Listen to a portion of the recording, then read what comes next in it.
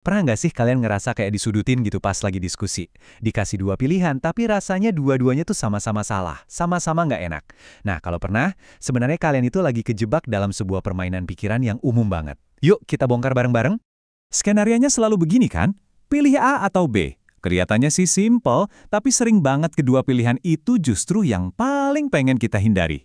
Ini tuh bukan kebetulan loh, ini adalah sebuah taktik yang emang dirancang untuk bikin kita terpojok. Dan di sini, kita bakal belajar gimana caranya bebas dari jeratan ini. Coba deh bayangin, di kantor, klien atau mungkin atasan datang dengan ultimatum kayak gini. Tiba-tiba, dunia tuh seolah-olah cuma punya dua kemungkinan, kerja gila-gilaan sampai tumbang, atau ya udah kehilangan proyek penting. Nggak ada ruang buat negosiasi, nggak ada jalan tengah. Tekanannya langsung kerasa banget. Atau mungkin, dalam hubungan pribadi, kalimat ini nusuk banget ya. Sebuah permintaan buat milih antara karir dengan orang yang kita sayang. Seolah-olah kita nggak bisa punya dua-duanya. Ini contoh yang emosional banget, dan seringnya ninggalin luka yang dalam. Nah, kalau skenario-skenario tadi terasa begitu nyata, sekarang Anda tahu namanya. Anda baru aja ngenalin sebuah jebakan logika yang disebut dilema palsu. Ini bukan sekedar perdebatan biasa, tapi sebuah sesat pikir yang seringkali sengaja diciptain buat memanipulasi kita. Oke, jadi apa sih sebenarnya dilema palsu ini? Mari kita bedah konsep dasarnya, biar kita bisa langsung ngeh gitu, begitu ngelihat ini terjadi di sekitar kita. Nah, yang menarik dari sini adalah gimana ia ngegambarin jebakan itu. Dilema palsu itu ngelukis dunia seolah-olah cuma ada hitam dan putih. Kamu harus pilih salah satu. Titik. Nggak ada alternatif. Seolah-olah dunia ini cuma punya dua warna. Padahal kita tahu kan, ada begitu banyak spektrum di antaranya. Padahal kenyataannya, hidup kita itu penuh dengan warna abu-abu. Penuh dengan opsi ketiga, keempat, kelima. Solusi-solusi kreatif yang sengaja disembunyiin. Jebakan ini berhasil karena bikin kita lupa kalau area abu-abu itu ada. Pernah ngerasa nggak kayak ada pilihan lain yang sengaja ditutup-tutupin dari Anda? Jadi, kalau kita simpulkan, poin kuncinya tuh ini. Dilema palsu adalah cara buat ngebatasin pilihan Anda secara nggak adil.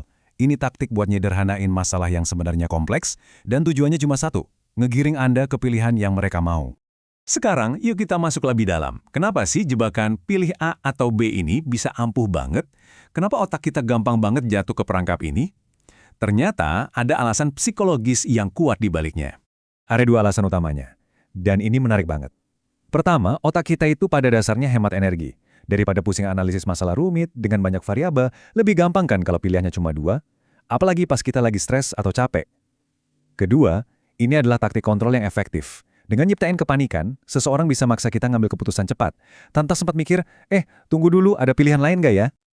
Oke, setelah paham teorinya, ayo kita lihat gimana dilema palsu ini beraksi dalam kehidupan kita sehari-hari. Sadar atau nggak ini ada di mana-mana loh. Misalnya di kantor. Pilihannya antara strategi saya atau kegagalan total. Nggak ada ruang buat diskusi atau modifikasi. Terus dalam hubungan, mela saya 100% atau kamu nggak setia. Padahal kan loyalitas bisa ditunjukin dengan banyak cara.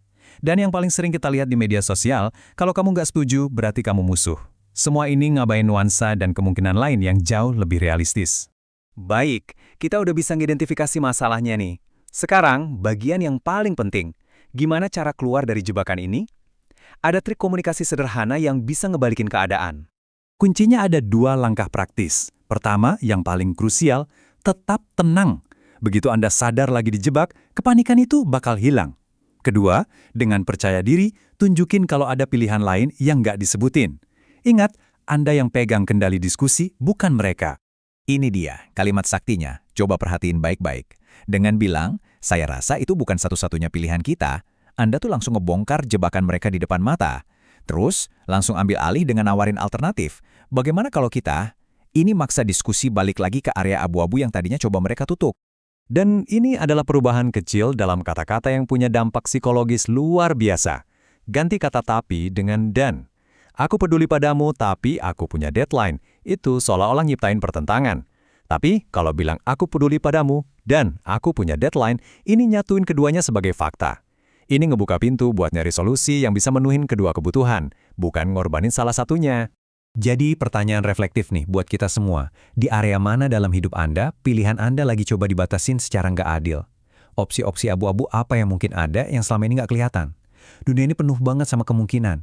Jangan biarin siapapun ngebatasin Anda hanya pada dua pilihan yang sama-sama merugikan. Ambil lagi kendali atas pilihan Anda.